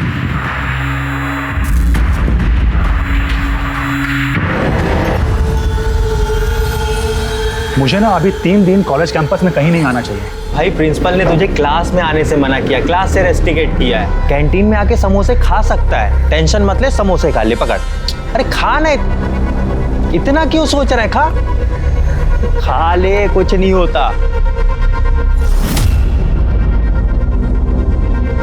जो भी हो उसके लिए सॉरी। मुझे तुमसे एक बात कहनी थी। तुम्हें देखते ही मुझे तुमसे प्यार हो गया था। I love you. कहीं ये तुम्हारी फिर से कोई नई गेम तो नहीं है? मुझे पता था तुम्हें मुझ पर ट्रस्ट नहीं होगा, इसलिए मैंने तुम्हारे नाम का टैटू बनवाया। और इस तरह उस लड़की ने मेरे बेटे को फंसा लिया था सर। उसके पिताजी को जब इन दोनों के अफेयर के बारे में पता चला ना, उसके पिताजी ने उसकी मंगनी, उसकी सगाई किसी और के साथ कर दी। और इस बात से नाराज होकर आपके बेटे प्रवीण ने प्रियंका को अगवा कर लिया, आपके घर ले आया। आपने उन दोनों को गुस्से में आकर मार डाला, चला डाला। नहीं सर, ऐसा कुछ नहीं किया है सर। मैं तो हमेशा से कहता रहा मेरे बेटे को कि दूर रहे इस लड़की से, लेकिन वो था कि पागल हुआ जा रहा था उस लड़की के प्यार में। सर उस लड़की की सगाई हो गई थी, उसके बावजूद मेरे बेटे को मिलने मेरे घर आती थी।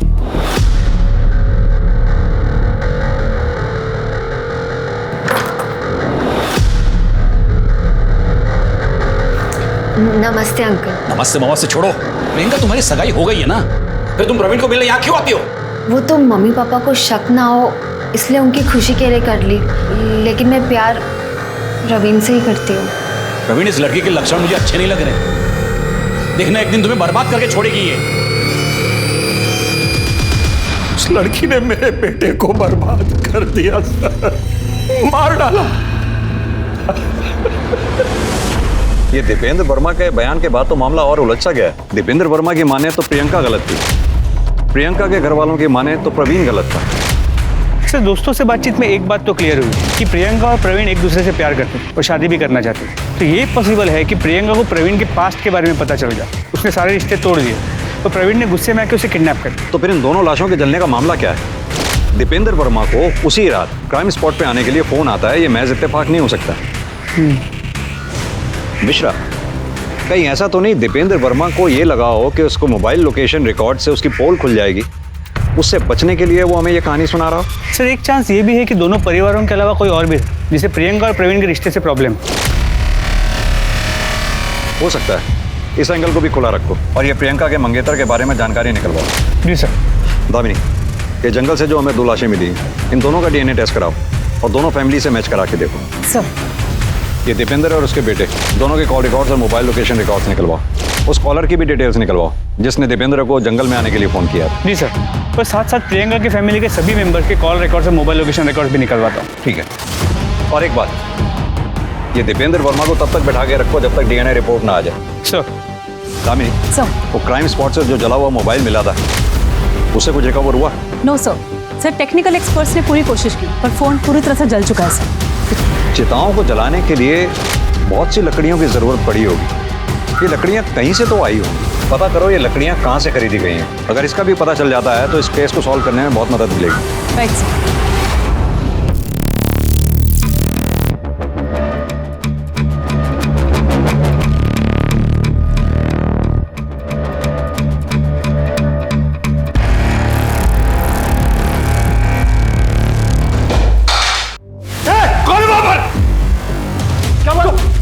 बाहर देखो, पकड़ो उसे।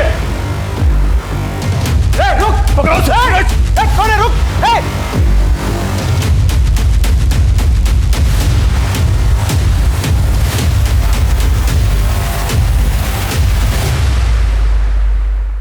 एक चिता पर एक लड़की और एक लड़के के जले हुए स्केलेटन्स का मिलना और एक प्रेमी जोड़े का गायब हो जाना, क्या ये सिर्फ एक कोइंसिडेंस था या ये दोनों बातें आपस में कनेक्टेड थी? प्रियंका और प्रवीण दोनों के ही परिवार वाले एक दूसरे पर इल्जाम लगा रहे थे लेकिन दोनों के ही बयान सस्पिशियस नजर आ रहे थे। एक तरफ पुलिस के सामने इन स्केलेटन्स को पहचानने की चुनौती थी और वहीं दूसरी तरफ प्रवीण और प्रियंका के रिश्ते की सच्चाई का पता लगाना था। इसके लिए पुलिस ने प्रवीण और प्रियंका के कॉलेज के प्रिंसिपल और उनके दोस्तों से पूछताछ की। इस कहानी में एक किरदार और था जिसकी पहचान अभी तक पुलिस के सामने नहीं आई थी, और वो था एक बाइक सवार जो इस केस की कार्यवाही पर नजर रख रहा था। लेकिन कौन था वो और उसका इस केस से क्या कनेक्शन था? मिश्रा, इस रिपोर्ट के मुताबिक तो फीमेल बॉडी का जो डीएनए टेस्ट हमने करवाया था उसका डीएनए प्रियंका की फैमिली से मैच करता है। इसका मतलब वो फीमेल बॉडी प्रियंका की है। जी सर, लेकिन मेल बॉडी का डीएनए दीपेंद्र से मैच नहीं करता। मतलब वो बॉडी प्रवीण वर्मा की नहीं।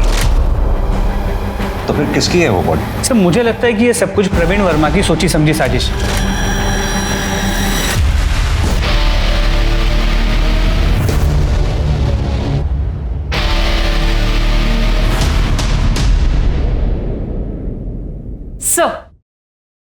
सर ये प्रियंका और प्रियंका की फैमिली की कॉल रिकॉर्ड्स आ गई हैं।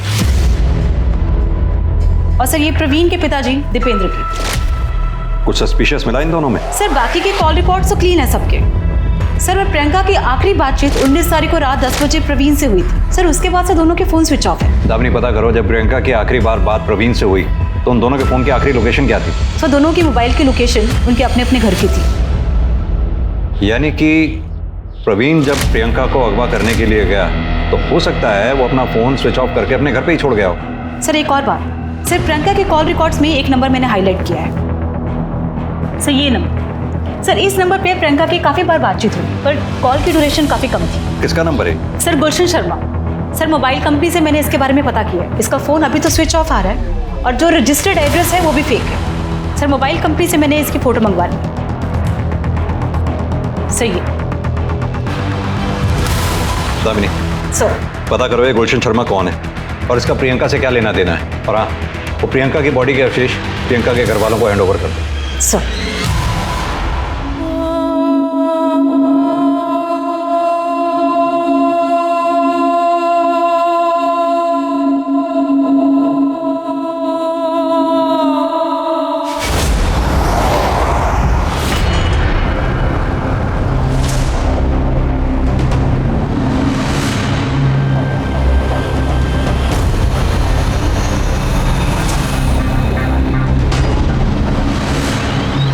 क्या है? कब से देख रहा हूँ पीछा कर रहा है।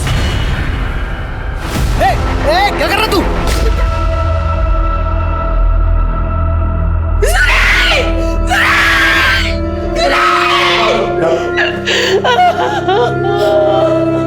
प्रतिभा जी, आपको क्या लगता है आपके भाई सुरेश सिंह को किसने मारा हो?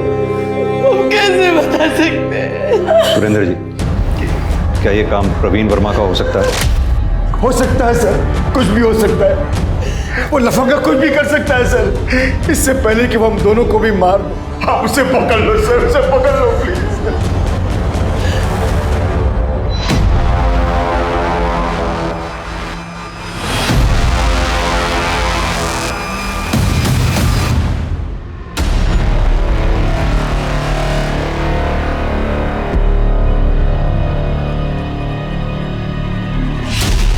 बेटा,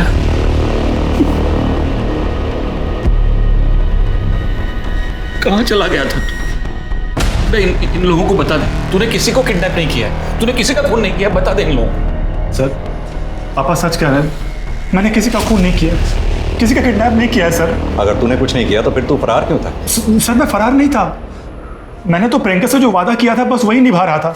प्रवीण, मैं हमारी शादी की बात घर वालों को बताने जा रही हूँ। और अगर वो लोग गुस्सा होगा तो? ऑफ कोर्स तुम्हें हार्म करेंगे।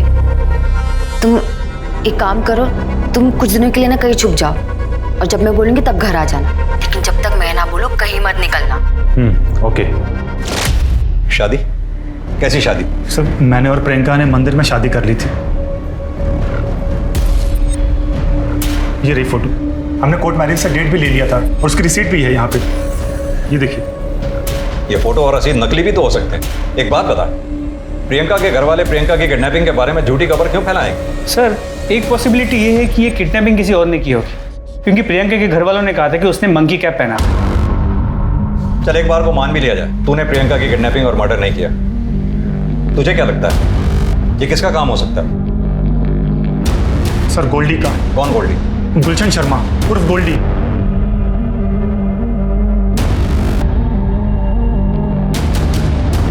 ये क्या वो? हाँ मैडम, ये वही गोल्डी है। सर ये तो प्रियंका के पीछे पागलों की तरह पड़ा हुआ था।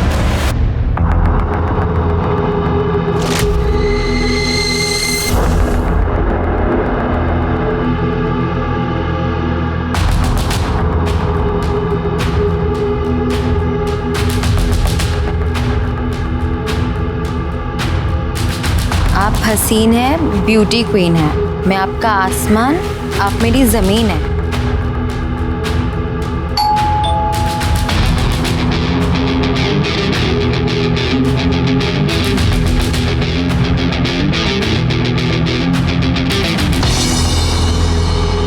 टू माई लव प्रियंका, सिर्फ और सिर्फ आपका गोल्डी। कौन है ये गोल्डी और ये सामने क्यों नहीं आता ये? मुझे कैसे पता कौन है? होगा कोई सन की। अरे जिसे जानती नहीं उसका गिफ्ट क्यों एक्सेप्ट करना? चलो चलते हैं यहाँ से।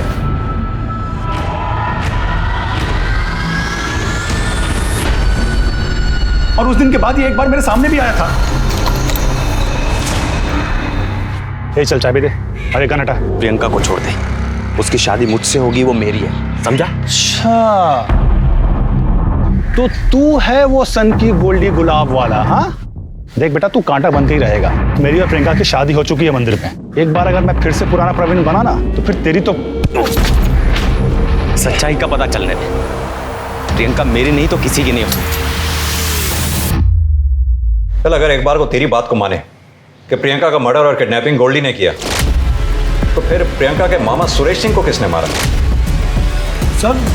सर मैं तो मुरादाबाद में था और ये घटना आगरा में हुई, मैं कैसे करूंगा? सर कुछ होना हो ये काम भी गोल्डी का ही है। ठीक है, जब तक गोल्डी हमें मिल नहीं जाता तू भी अपने पिताजी की तरह हमारी हिरासत में ही रहेगा। सिंह ले जाओ। सर लेकिन सर हमें मिश्रा, इस गुलशन शर्मा और गोल्डी का हमारे लिए मिलना बेहद जरूरी है। अपने खबरी नेटवर्क में इसकी फोटोग्राफ जल्द से जल्द शेयर करो। सर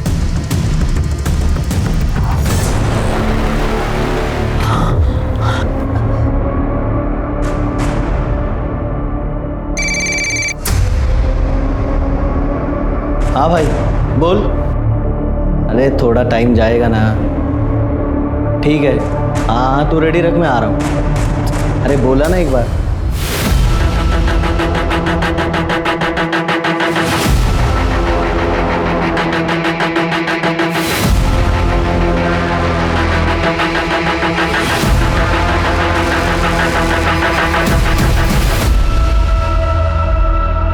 आराम से।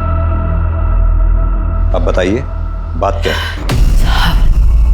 साहब मेरा बेटा राजकुमार, उसको मर के इतने दिन हो गए, पर मुर्दाघर वाले उसकी लाश नहीं दे रहे। क्यों? मुझे उसके एक्सीडेंट में मरने की खबर एक दिन बाद मिली। गांव से यहाँ तक आते आते 3 दिन और बीत गए। मुर्दाघर वालों ने बोला कि उसकी लाश को मेडिकल कॉलेज में पढ़ाई के लिए दे दिया है। तो आपने मेडिकल कॉलेज पता किया? उन लोगों ने बोला कि वहाँ पर कोई लाश नहीं आई है। अब मैं वापस मुर्दा कर गई और वहाँ का अटेंडेंट कभी मिलता ही नहीं था। फिर जब मैंने पुलिस स्टेशन आने का सोचा, यहाँ पे शिकायत करने आई, तो वो मेरे पीछे पीछे आया, मुझे बेला फुसला के अपने साथ ले गया। हाँ सर, ये अम्मा सही कह रही है। मैंने पुलिस स्टेशन के बाहर देखा था, ये अम्मा एक बाइक पे बैठ के जा रही थी। मैं बड़ी मुश्किल से अपनी जान बचाकर वहाँ से भाग कर आई हूँ साहब। कौन था वो आदमी? उसका नाम पता है आपको? सुनील प्रसाद। वो घर याद है जहाँ आपको उसने बांध के रखा था? हाँ साहब याद है, घर याद है साहब। बता राजकुमार की बॉडी का बताता हूँ सर। चल बता। सर वो 3 दिन तक बॉडी किसी ने क्लेम नहीं की, तो इसलिए मैंने मेडिकल कॉलेज के स्टूडेंट को पढ़ाई के लिए बॉडी दे दी। हमने मॉर्ग का रजिस्टर भी चेक किया, किसी भी रजिस्टर में ऐसी कोई भी एंट्री नहीं। अब सीधी तरह से ये बता, उस बॉडी के साथ तूने किया क्या और चमेली देवी को बांध कर क्यों रखा? बोल। सर चमेली देवी को मैंने इसलिए बांध के रखा था, अगर वो आप तक पहुंच जाती तो मेरा भांडा फूट जाता साहब। उसे भूखा प्यासा रखने का कारण था कि अगर वो भूख से मर जाएगी तो मैं बच जाऊंगा साहब। ऐसी नौबत ही क्यों आई जो तुझे चमेली देवी को मारने का सोचना पड़ा? और ये बता, उसके बेटे राजकुमार की बॉडी के साथ तूने किया क्या? बोल। बता दो सर, वो बॉडी मैंने 5,000 में बेच दी सर।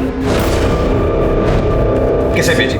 सर वो हमारे वर्कर यूनियन में कार्य करता है। नाम बताओ उसका।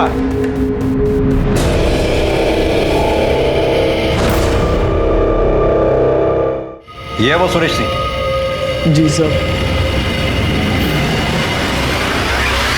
सर मांजरा कुछ समझ में नहीं आया। प्रियंका के मामा सुरेश ने पहले प्रियंका का मर्डर किया और फिर एक बॉडी खरीदी जो हो सकता है राजकुमार की। दोनों बॉडीज को साथ में जलाया और अपनी बहन और जीजा के साथ यहाँ आकर प्रियंका की किडनैपिंग की केस लिखवाया। और ये सब कुछ हो जाने के बाद सुरेश का ही मर्डर हो जाता है। मिश्रा, मामला काफी पेचीदा होता जा रहा है, ठंडे दिमाग से सोचना होगा। ये मेल बॉडी के जो अवशेष मिले हमें, उनका डीएनए चमेली देवी के डीएनए से मैच करके देखो। अगर मैच होता है तो चमेली देवी को हैंड ओवर कर दो। सर गुलशन शर्मा और गोल्डी का पता चल गया है। वो किसी अपने रिश्तेदार के घर पे छिपा बैठा है। ले आओ उसे। सर गुलशन शर्मा उर्फ गोल्डी, प्रियंका ने तेरे प्यार को ठुकराकर प्रवीण से प्यार किया। ये बात तुझे गवारा नहीं हुई, इसलिए तूने प्रियंका को मार दिया। मैंने प्रियंका को नहीं मारा साहब, उसमें तो मेरे प्राण बसते थे। सुरेश सिंह को मैंने जरूर मारा है साहब, मैं छाती ठोक के बोलता हूं। क्यों मारा सुरेश सिंह को? हमेशा की तरह 19 फरवरी की रात को मैं प्रियंका की खिड़की के बाहर गया था, उसे एक नजर देखने के लिए।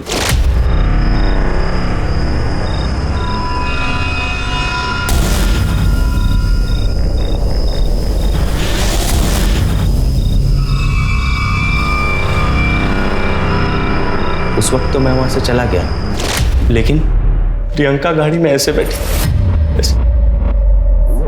जैसे कि बेहोश हो।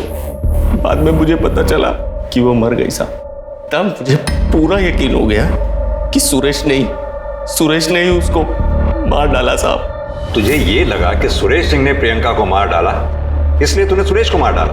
क्या प्रूफ है तेरे पास? तूने अपनी आंखों से देखा था सुरेश को प्रियंका को मारते हुए? हाँ देखा था ना साहब, मन की आंखों से देखा। सुरेश ने मारा था मेरी प्रियंका को। उसके साथ क्या किया मैंने? मेरी जिंदगी तो प्रियंका की है। अब आपको मुझे जो सजा देनी है दे दो। तुझे क्या सजा देनी है ये कोर्ट डिसाइड करेगी। पुलिस ने गुलशन वर्मा उर्फ गोल्डी पर सुरेश सिंह के मर्डर का एक अलग से केस तैयार किया और चार्जशीट फाइल कर दी। और प्रियंका सिंह मर्डर केस में भी उसे पुलिस ने रिमांड पर ले लिया। प्रियंका सिंह मर्डर के मामले में पुलिस ने गोल्डी को तोड़ने के लिए हर तरह के हथकंडे अपनाए, लेकिन कोई भी नई इंफॉर्मेशन या सबूत सामने नहीं आया। प्रवीण के पास मर्डर का स्ट्रॉन्ग मोटिव था। उसका अचानक गायब हो जाना, उसके पिता दीपेंद्र का आधी रात को अननोन कॉल पर क्राइम सीन पर जाना, ये सब पुलिस को अटपटा तो लग रहा था, लेकिन पुलिस के पास इन दोनों के खिलाफ कोई पुख्ता सबूत नहीं था। उधर वो मेल डेड बॉडी का डीएनए चमेली देवी से मैच कर गया, जिससे प्रूव हुआ कि उस रात प्रियंका के साथ चमेली देवी के बेटे की लाश को जलाया गया था। फिर पुलिस को खबरी के जरिए उस आदमी का पता चला जिसने वारदात की रात प्रियंका सिंह और चमेली देवी के बेटे राजकुमार की लाश को जलाने के लिए लकड़ियां दी थी। सर ये जगदीश शमशान भूमि का चौकीदार, इसी ने लकड़ियां बेची। नहीं साहब, मैंने किसी बाहर वाले को लकड़ी नहीं बेची। झूठ बोल रहा है। देख मुझे पूरी सच्चाई पता है। तू जुए में बहुत पैसे हारा था, तुझे पैसों की जरूरत थी और 19 तारीख की रात अचानक से तूने अपना पूरा उधार चुकता कर दिया। कहाँ से आया पैसे? लकड़ियां बेची ना तूने? लकड़ियां बेची ना? सब वो लकड़ियां मैंने। आप जैसे लोगों का मुझे समझ में नहीं आता, पुलिस को ऐसे नाच क्यों नचाते हो? अब नजरें झुकाने से क्या फायदा? सीधी तरह से ये बताओ कि अपनी बेटी प्रियंका को क्यों और कैसे मारा? प्रवीण, मैं हमारी शादी के बारे में सबको बताने जा रही हूँ, लेकिन जब तक मैं ना कहूँ कहीं मत निकलना, ठीक है? क्या हुआ जीजी, क्या हो गया? इन सबको अपनी काली करतूत बता दो। हाँ बताऊंगी, चिल्ला चिल्ला के बताऊंगी। प्रवीण और मैंने मंदिर में शादी कर ली और हम कोर्ट में भी शादी करने जा रहे हैं। आपको जो करना है आप हमारे कुछ नहीं बिगाड़ सकते। तुम हमारा मान सम्मान सब कुछ बिगाड़ दो, हम तुम्हारा कुछ नहीं बिगाड़ सकते। फिर आप लोग पुलिस स्टेशन आए अपनी बेटी प्रियंका के गुमशुदगी की झूठी कंप्लेंट लिखवाने। प्रियंका पर मुझे गर्व था, बचपन से लेकर जवानी तक उसको मैंने एक बेटे की तरह पाला और उसके प्यार और शादी वाली बात में बर्दाश्त नहीं कर पाया और उस गुस्से ने मेरे हाथों मेरी बेटी का खून करवा दिया। गुस्सा नहीं, सोच, ये गलत सोच तुम्हारे झूठे अहंकार पे हावी हो गई, जिसकी वजह से अपनी बेटी प्रियंका का कत्ल कर दिया, ऑनर किलिंग। सुरेंद्र सिंह, तुम्हें ऐसी सजा दिलवाऊंगा, कोई भी माँ बाप ऑनर किलिंग से पहले 10 बार सोचेगा। प्रियंका सिंह मर्डर केस में प्रियंका के पिता सुरेंद्र सिंह के साथ साथ उसकी मां प्रतिभा सिंह पर भी केस चलाया गया और दोनों को सजा भी हुई। ऑनर किलिंग ये एक बेहद गंभीर विषय है। विकास के इस दौर में लोग अपनी बेटियों को आज scientist, sports person, pilot, doctors, engineer और ना जाने क्या क्या बना रहे हैं, लेकिन उन्हें अपनी मर्जी का जीवन साथी चुनने का हक नहीं देते। हमारे समाज के लिए बहुत ही शर्मनाक बात है। प्रियंका के पिता ने एक संसार को ना बसने देने की जिद में अपने हंसते खेलते परिवार को बर्बाद कर दिया। अब मैं अनूप सोनी आपसे विदा लेता हूं, फिर मुलाकात होगी क्राइम पेट्रोल सतर्क में एक और नए केस के साथ। तब तक अपना और अपने परिवार का ख्याल रखें, सतर्क रहें, सुरक्षित रहें और देखते रहें क्राइम पेट्रोल सतर्क। जय। इस तरह के और भी एपिसोड देखने के लिए हमारे चैनल को सब्सक्राइब करें और बेल आइकन दबाना ना भूलें।